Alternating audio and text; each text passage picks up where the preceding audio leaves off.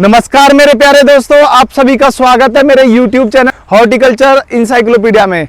दोस्तों, मैं आपका दोस्त पवन सैनी आपको बागवानी की नई नई जानकारी देते रहता हूं। और दोस्तों, मैंने बहुत सारी वीडियो अंगूर पर बनाई है। उत्तर भारत में मैदानी क्षेत्रों में अंगूर की कौन कौन सी वेराइटीज हैं, उनको कैसे उगाते हैं, सारे कार्य आपको अच्छे से बताएं दोस्तों। परंतु फिर भी बहुत सारे लोगों के मन में सवाल हैं दोस्तों, क्योंकि हमारे क्षेत्र में अंगूर बहुत ही कम लेवल पे होता है पर बहुत ही छोटे लेवल पे होता है। नेशनल हॉर्टिकल्चर बोर्ड वो भी अंगूर को उत्तर भारत, हरियाणा, पंजाब, राजस्थान, दिल्ली, यूपी और एमपी तक जो एनएचबी है वो भी अनुशंसा करता है कि यहाँ पर लगाया जाए उत्तर भारत के क्षेत्रों में। और मैं हरियाणा से हूँ, तो हरियाणा का जो बागवानी विभाग है वो भी कहता है कि हमारे क्षेत्रों में अंगूर बहुत ही अच्छी क्वालिटी का हो सकता है। और दोस्तों, मैं खुद भी इस पे पिछले 10-12 सालों से रिसर्च कर रहा हूं, तो मैं आपको दिखाता रहता हूं कि हमारे यहाँ कौन कौन सी वैरायटी किस हिसाब से कैसी होती है, वो सारी जानकारी देता हूं। तो और भी संस्थान है, दिल्ली में ICAR का संस्थान है जो अंगूर पे स्पेशल रिसर्च भी कर रहे हैं, जिनका नाम है पूसा न्यू दिल्ली। दोस्तों, उसकी वेराइटियां भी अंगूर की कौन कौन सी वेराइटियां हैं। अब ये सारी जानकारी तो ठीक है कि ये डिपार्टमेंट बताते हैं कि अंगूर हो सकता है, परंतु किसान के लेवल तक और आम जनता के लेवल तक कुछ जानकारियों का अभाव है। कौन सी जानकारियां हैं जो ज़्यादातर मुझसे क्वेश्चन पूछे जाते हैं और मैं उनका जवाब आपको दूं और आपको सही से बता पाऊं। तो दोस्तों, सबसे ज़्यादा सवाल पूछा जाता है कि सर अंगूर जो है वो सीडलेस कैसे होगा, या कौन सी वेराइटियां हैं जो सीडलेस होती हैं। दोस्तों, अंगूर का सीडलेस होने का कारण दो हैं।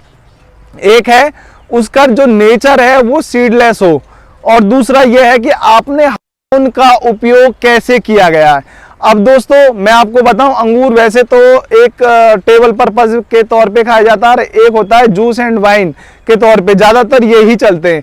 जूस एंड वाइन में ज़्यादातर वेराइटियां जो हैं वो सीडेड यूज़ होती है, यानी बीज वाली यूज़ होती हैं, तो वो एक अलग ग्रुप हो गया। तो उनका जो बीज होता है ना दोस्तों, जो वाइन एंड जूस की वेराइटी है और जिनका बीज होता है मोटा, तो आप कितना भी हार्मोन यूज़ कर लीजिए, कितना भी आप खाद डाल लीजिए, उस सीड को आप रिमूव नहीं कर सकते, नहीं हटा सकते। ये सबसे बड़ी बात है दोस्तों। यानी वो वैरायटियां जो बीज वाली होती हैं, जिनको हम बीज वाली वैरायटियां बोलते हैं, वो अच्छी भी हो सकती हैं आपके क्षेत्र के हिसाब से और एवरेज भी हो सकती हैं। तो वो वैरायटियां जो बीज वाली होती हैं, उनको आप हार्मोन या किसी भी तरीके से रिमूव नहीं कर सकते उसके सीड को। परंतु दूसरी किस्म की वेराइटियां हैं जिन्हें हम बोलते हैं टेबल पर्पस की वेराइटियां। टेबल पर्पस में ज़्यादातर वेराइटियां सीडलेस आती हैं दोस्तों, जैसा कि आप सभी को पता होगा।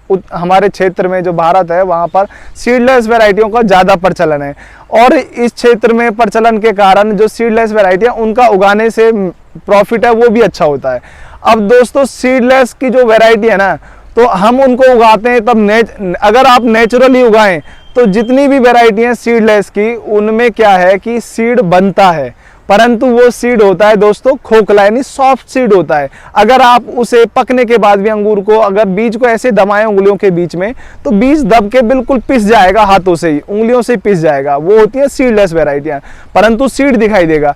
अगर आप उसी वेराइटी में, जैसे थॉमसन वेराइटी है, तो अगर थॉमसन वेराइटी को आप नेचुरली, जैसे ये वेराइटी है नेचुरली इसको उगाया हुआ है, कोई हार्मोन यूज नहीं करेगा, तो आपको सॉफ्ट सीड उसमें दिखाई देगा।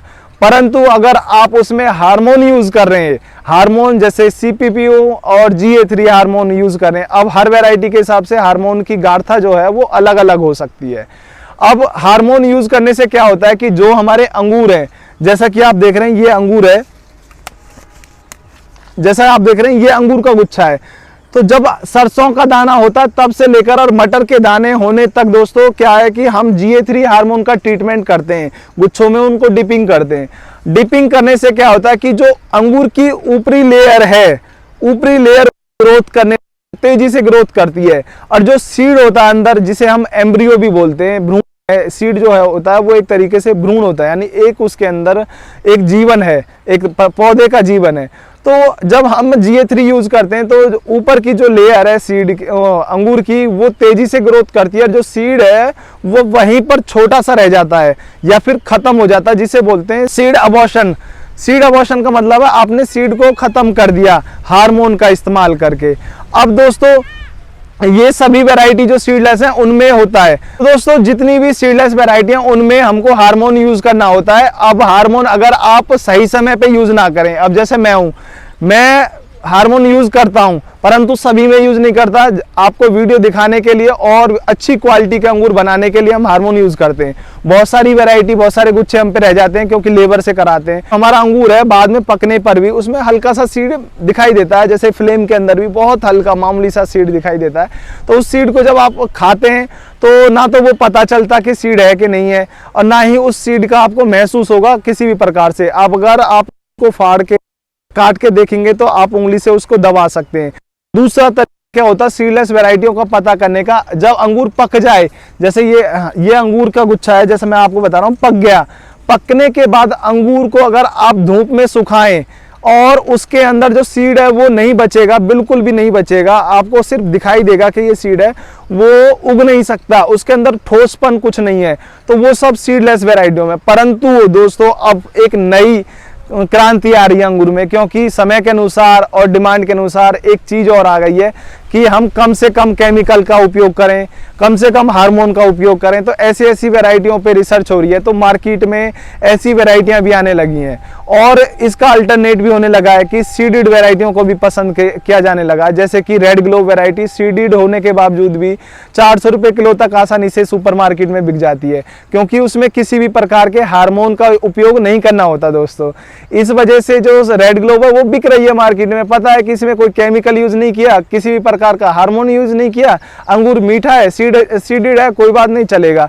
परंतु फिर भी मार्केट में सीडलेस वैरायटियों का प्रचलन होने की वजह से जो हमारे ग्रेप्स अनुसंधान संस्थान है और भी यूनिवर्सिटीज हैं, वो सभी के सभी एक ऐसी वैरायटीज सिलेक्ट कर रहे हैं जो बिना हार्मोन उपयोग के सीडलेस हों, बिल्कुल 100% सीडलेस हों। तो मेरे पास भी ऐसी 2 वैरायटी हैं दोस्तों, जो अगर आप हार्मोन यूज ना करें तो आपको उसके अंदर सीड बिल्कुल भी दिखाई नहीं देगा। एक है मांजरी नवीन और दूसरी है मांजरी किशमिश। तो ये दोनों वैरायटी ऐसी होती हैं कि अगर आप किसी भी प्रकार का हार्मोन यूज ना करें, थिनिंग ना करें कैंची से, तब भी आपको अंगूर के अंदर कोई बीज नहीं मिलेगा दोस्तों। ये हैं लोस हार्मोन उपयोग करने वाली वैरायटी और सेल्फ थिनिंग वैरायटी। दोस्तों ये वैरायटी हैं, और भी नई नई वैरायटी आ रही हैं, हम भी कोशिश कर रहे हैं क्रॉस ब्रीडिंग करके नई नई वैरायटी डेवलप करने की। तो दोस्तों ये तो जानकारी रही अंगूर से सीडलेस और सीडेड वैरायटी से संबंधित।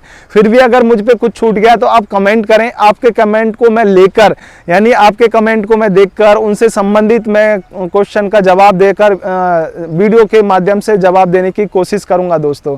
तो दोस्तों आपको आज की जानकारी कैसी लगी कमेंट में जरूर बताएं। धन्यवाद दोस्तों।